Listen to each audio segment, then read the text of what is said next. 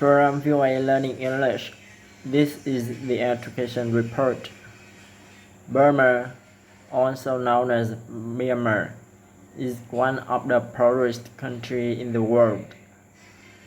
The United Nations says people there earn an average of about $460 a year. For more than 20 years, the military ruled the country, leading to international economic sanctions. The country now has an elected government, and international aid has begun to arrive, but there are few resources for education in rural villages. Both Cornwall and a group called Builder School in Burma are trying to change that. 3 years ago, he was a financial advisor to several foreign governments. He and a friend traveled in northwestern Burma and found that many villages had no schools. Bob Caldwell returned to his home in California.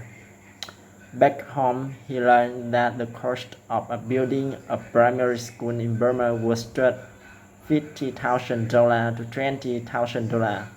So he saw his interest in a financial consulting company that he had started 20 years earlier and returned to Burma.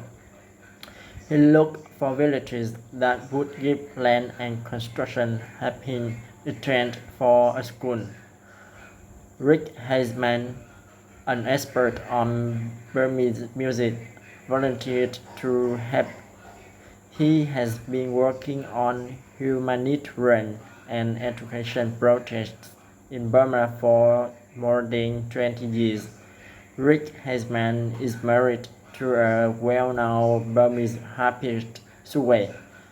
They live in San Francisco, California, but they return to Burma often to visit the school projects.